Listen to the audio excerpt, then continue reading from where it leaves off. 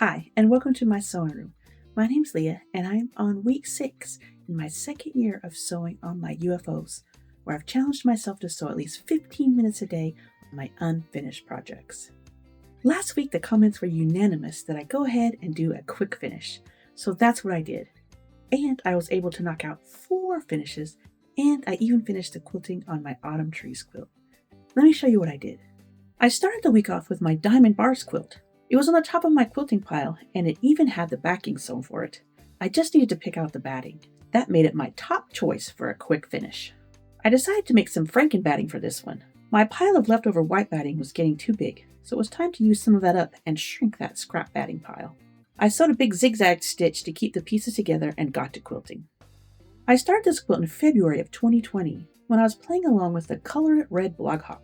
That means this top's been finished and waiting for quilting for almost 6 years to the day.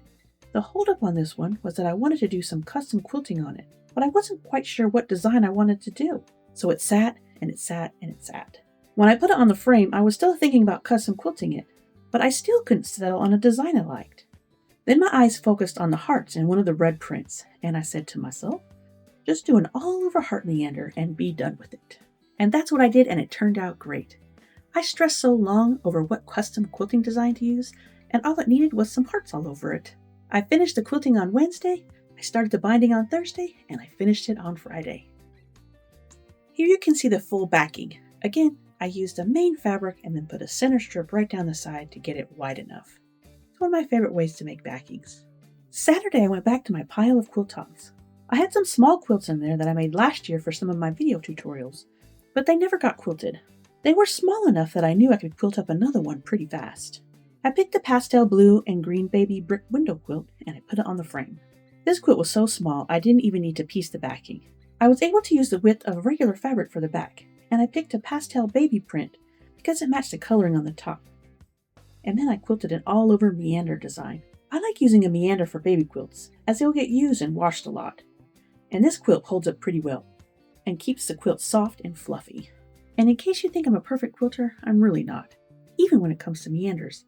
Sometimes I forget where I'm going, or don't pay attention, and I cross over some of my lines, like I did right here. But nobody's going to notice that. The baby's not going to notice that, so you just leave it in and keep on going. That one quilted up so fast, and I was still in the quilting groove, so I loaded another one on the frame. This one is my Butterfly Baby Geo quilt. It was another sample for one of my video tutorials. I made a few different samples to show off different colorways for the pattern.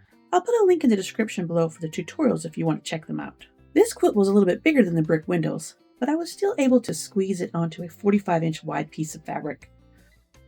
I threw in some swirly loops in this meander. I felt like the swirls mimicked a butterfly's path as it flies around the yard. A little swirly flying. I bound both quilts Saturday, and by the end of Saturday night, I had knocked out 3 finishes. On Sunday, I was still in the mood for quilting, so I put another baby quilt on the frame. Another brick windows quilt, the Pokemon version. Again, I did an all-over meander, and I was able to fit the quilt on one piece of fabric for the back. This backing is fun, as it has so many different Pokemon on it. And this quilt already has a home. My son and his wife have already called dibs on it, so I'll be shipping it out west this week. By Monday, I had 4 finishes, and they were really quick. The smaller quilts quilted up in under 45 minutes.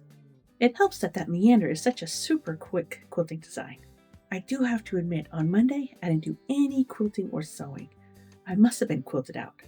But on Tuesday, I got back at it. I picked out the backing for the last Sweet Baby 9-patch quilt top in my pile. That was easy as I only had to find a piece of fabric long enough, and I found this purple one with lots of confetti colors on it. I felt that captures all the fun of the front. Then I pulled out my Jelly Roll Race quilt top, and I picked out the main fabric for the backing of that one. I still need to fill in about 16 inches, and I'll do that with some leftover scraps. I'll split this main print down the middle, and then add in some colorful strips in between that match the print. Probably some pinks and blues, maybe a soft green. So I didn't really do any sewing on it, but it still took me some time to pick out these 2 prints. So I'm counting that as part of my 15 minutes. After that, I quilted up my autumn trees. This is the one I'm working on for my mini bolt challenge. Since I was in the meandering mood, I stuck with that. But this time I threw in some leaves and swirls every now and then. I'll show this one off later in the month. I just need to finish using up the last of the challenge fabric, and then I can show everything off. Another thing I discovered halfway through the week was that I had the perfect fabric to finish up my one block wonder. For the past couple of weeks, I've been going through my fabric stash and I've been trying to organize it a little bit better.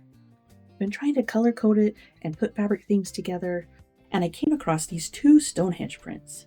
Earlier in the year, Missouri Star had done a sale on Stonehenge fabric, and then I had forgotten that I had purchased that fabric. But there they were, sitting on the shelf next to some batiks, and they're the perfect color for my project. And this is why I wanted to organize my fabric. I had kind of a good start of that, but over the past couple of years, some things got out of place, new purchases didn't get put away right, and when I went looking for colors for projects, I felt like I was looking all over the place for fabric that I knew I had. There was some under the long arm, there was some on the cutting table, there was some on the shelf in the hallway next to my finished quilts, so I wanted to get it all together. This is a side project I plan to finish up in the next couple of months, but I'm glad I started it because I didn't have to buy new fabric, and I can get back to my one block wonder this next week. Thanks so much for your comments last week about doing a quick finish. It feels really good to have 4 quilts knocked off that UFO list. 3 of them I had created last year, but one of them was an oldie that really needed to be finished up. And I'm glad I found that extra fabric so I can jump right back into this one block wonder next week. Have you ever had any fabric that you misplaced and then finally found it? How'd you feel when you found it? Let me know in the comments below. I'd love to hear about it. And thanks so much for following along. Until next time, happy sewing.